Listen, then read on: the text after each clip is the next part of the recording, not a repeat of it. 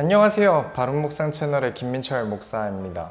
오늘은 제목에서 보고 아시겠지만 사탄에 대한 이야기를 좀 하려고 합니다. 이게 목사가 뭔가 사탄에 대한 이야기를 하면 뭔가 영계에 있는 이야기를 좀 할 것 같은데 그렇지 않고요. 저희 채널 스타일은 그런 게 아니죠. 오늘도 아주 현실적인 성경 얘기를 좀 하려고 합니다. 일단 많은 분들이 좀 오해를 하시는 것 같아요. 무슨 오해를 하시냐면 뭔가 하나님과 사탄이 대적으로 이렇게 싸우고 있는 장면들을 주로 좀 생각을 하시는 것 같아요.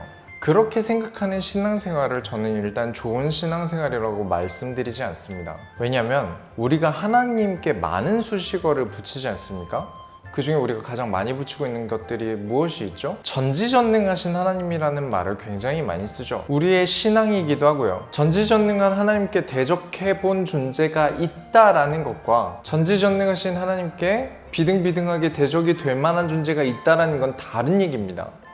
예를 하나 들어볼게요. 초등학생이 주먹을 이렇게 꽉 쥐고 저에게 싸우자고 막 이렇게 달려들 수는 있겠죠. 그래서 제가 그 초등학생에게 이놈 하면서 이렇게 꾸짖고 돌려보내는 걸 보고 주변 사람들이 와, 저 두 사람 싸우는데 완전 막상막하야 라고 생각하는 사람은 없겠죠. 전지전능하신 하나님과 사탄은 적수가 되지 않는다라는 것을 여러분 꼭 기억하셔야 합니다. 근데 많은 분들이 좀 다르게 생각하시는 것 같아요. 마치 전지전능하신 하나님과 상대가 될 만한 존재라고 사탄을 자꾸 생각하시는 것 같아요. 또 생각해봐야 하는 건 사탄의 소유입니다. 사탄이라고 할지라도 천지 만물의 주관자이신 하나님을 피해갈 수 없습니다. 모든 것은 하나님의 손안에 있습니다. 모든 운영과 질서를 하나님이 주장하고 계십니다. 세상 모든 것이 하나님의 주권이 맞다면 동물도, 물질도, 인간도, 이 세상에 존재하는 모든 것이 하나님의 절대 주권 속에 있습니다. 그렇다면 사탄 역시 하나님의 주권 속에 있다는 것을 여러분 아셔야 돼요. 사탄이 자꾸 자기 자신을 나는 내 것이다, 내 마음대로 하고 있다라고 만일 생각하고 말을 한다 하더라도 사탄 역시 하나님의 주권 아래에 있습니다. 자, 그러면 인간은 왜 사탄을 대적해야 할까요? 일단 생각해 봐야 되는 것은 우리는 하나님이 아닙니다. 사탄을 쉽게 이길 만한 능력 있는 존재가 아니라는 거예요. 거기다 눈에 보이면 어떻게라도 해보겠는데 영계의 일은 우리가 눈으로 볼 수도 없고 귀로 들을 수도 없고 만질 수도 없습니다. 우리 인간이 사탄을 대적해야 되는 이유들은 또 별명을 통해서 우리가 알 수 있어요. 사탄의 별명들이 있죠. 사탄이 어떤 존재고 어떤 별명을 가지고 있는가에 대해서는 전부 성경을 들어 설명하기에는 시간 관계상 조금 부족한 점이 있기 때문에 지금 다 설명드릴 수는 없지만 반드시 성경에 있는 별명들만 가지고 말씀을 드리겠습니다. 어떤 별명들이 있죠? 사탄은 이제 마귀, 옅뱀, 악한 자, 이 세상 임금, 시험하는 자, 꾀하는 자, 거짓말쟁이, 살인한 자, 이간질하는 자 등등이 있습니다. 인간이 하나님을 떠나도록 선악과를 가지고 사기를 친 주범이고요. 하나님과 인간 사이를 떨어뜨려 놓으려고 하고요. 그리고 자신의 목적을 위해 아주 고단수의 행동을 하죠. 이 내용들에 대한 구체적인 건 나중에 기회가 되면 꼭 다루도록 하겠습니다. 이러한 이유로 인해서 우리 인간은 사탄에 대한 경계를 가지고 있어야 합니다. 그렇다면 우리는 사탄을 어떻게 이길까요? 저는 지금까지 설명드린 이 사탄의 별명들이 사실은 사탄이 하고 있는 한 가지 일에 비롯돼서 나오고 있는 별명들이라고 생각합니다.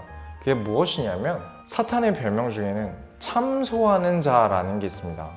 생소하시죠? 여기서 참소하는 자라는 것은 헬라어로 카테고로스라고 하는데 공회에서 대적하는 자라는 의미를 가지고 있습니다. 성경에 보면 하나님과 천사들과 사탄이 모여서 이야기를 하고 있는 장면들이 은근히 있어요.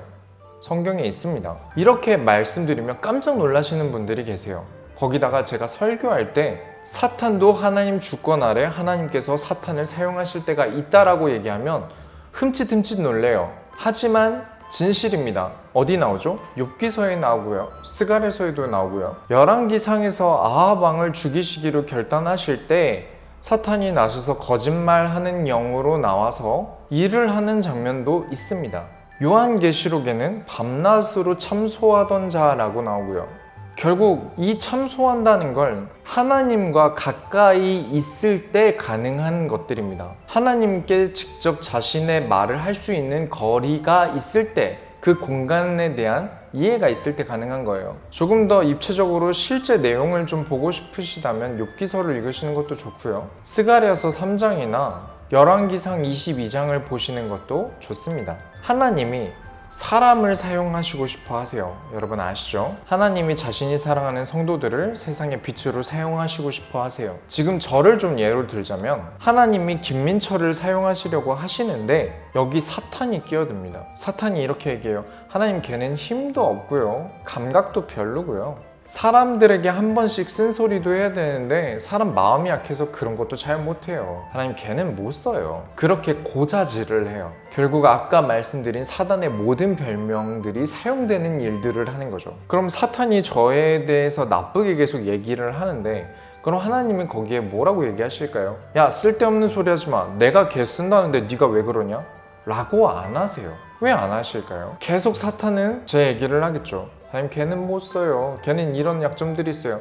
한번 보실래요? 제가 그 약점 한번 건드려서 넘어뜨려 볼 테니까 한번 보실래요? 분명히 넘어질걸요? 이렇게 사탄이 계속 제 약점을 건드리면 하나님이 안 돼 그러지 마 라고 하실 것 같은데 말리지 않으시고요. 그래 가서 넘어뜨려봐. 여기서 우리는 생각해 봐야 합니다. 하나님은 모든 걸 알고 계십니다. 그렇다는 얘기는 제 약점을 사탄이 알고 있다는 것처럼 하나님도 사실 제 약점을 알고 계시다는 거예요. 그럼에도 불구하고 사탄을 보내서 저를 넘어뜨리십니다. 이유가 있습니다. 의도를 보시고 성경을 보셔야 돼요.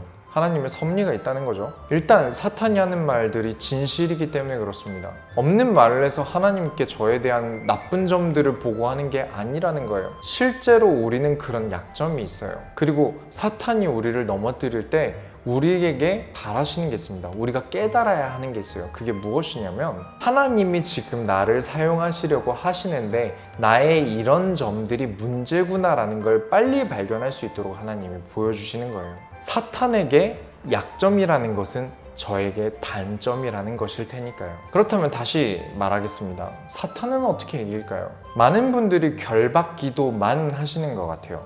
사탄은 물러가라 이런 기도들을 하시는 것 같은데 일단 저는 잘 안 합니다. 뭔가 천사가 동원되고 뭐 사탄이 결박되고에 대해서 기도는 하지만 되느냐 안 되느냐는 제가 관심 가지지 않아요. 이유가 있어요. 사탄을 이기는 것도 천사를 보내시는 것도 제 주관이 아닙니다. 하나님의 주권이죠. 그 권세는 그리스도의 권세지 제 권세가 아닙니다. 결정은 그 이름이 하시는 거예요. 예수님께서 결정하시는 거예요. 한번 생각해 보시기 바래요. 사탄을 내가 계속 결박을 해서 사탄이 떠나간다 한들 하나님은 나를 사용하고 싶어 하시죠. 그렇다면 지금 하나님이 나를 사용하고자 하시는 일에 내게 단점이 있는 그걸 고치지 않으면 안 되기 때문에 하나님은 다시 사탄을 보내실 수밖에 없어요. 그래서 우리는 두 가지를 해야 됩니다. 사탄에 대해서 그리스도의 이름으로 결박하면서 동시에 사탄을 통해 내 약점들이 드러난 만큼 나는 이 단점들을 빨리 고치고자 노력하셔야 돼요. 사탄이 건들 게 없는 사람이 된다면 사탄이 그 순간에 떠나가겠죠. 그렇다면 이런 의문을 가지시는 분들이 계실 거예요. 하나님이 그냥 쓰시면 되지 뭐하러 내 수준까지 올려가야 하느냐, 뭐하러 내 단점까지 고쳐야 되느냐. 네, 맞습니다. 하나님은 쓰실 수 있어요. 그러나 하나님이 쓰시는 중에 이 약점, 단점 때문에 내가 넘어질 것도 알고 계십니다. 자동차 정비를 보는데요, 저는 운전하는 입장이니까 잘 몰랐는데 그 깜빡이가 오른쪽 깜빡이가 안 나왔나 봐요. 그래서 정비를 맡기고 이제 수리를 하는데 제가 그냥 몰고 다니면 몰고 다닐 수 있겠죠. 운전하려면 할 수 있을 거예요. 그러나 만약 신호를 뒤에 차에 제대로 주지 않아서 그게 사고로 이어진다면 어떻게 되겠습니까? 그땐 후회하면 늦을 거예요. 내가 운전하기 이전에 이 차를 몰고 다니기 전에 수리를 하는 게 맞습니다. 그렇죠? 여러분은 하나님께 쓰임받고 싶지 않으신가요? 하나님 나를 사용해 주세요 라고 고백하신 적이 없으신가요? 그 고백과 기도가 진심이라면 사탄이 나를 공격하고 넘어뜨리려 할 때 빨리 깨달으시길 바랍니다. 하나님이 나를 쓰시고 싶어 하시는구나, 이것 먼저 감사하시고요, 쓰임받기 위해 나의 단점을 빨리 고치시면 됩니다. 계속 나를 업그레이드하고 하나님이 쓰시기 좋도록 조각하고 계시다는 하나님의 의도를 빨리 깨달으시길 바라요. 그렇다면 사탄이 여러분을 공격하기 매우 어려울 것입니다. 여기까지 보셨다면 또 똑똑하신 분들은 의문을 가지실 분들이 계실 거예요. 사탄을 결박할 때 주로 결박하게 되는 이유들이 많겠지만 가장 우리가 성경에서 많이 보고 있던 건 질병에 관한 것이죠. 사탄과 질병에 대한 관계에 대해서는 다음에 또 영상으로 여러분께 찾아뵙도록 하겠습니다. 여기까지 시청해 주셔서 감사합니다.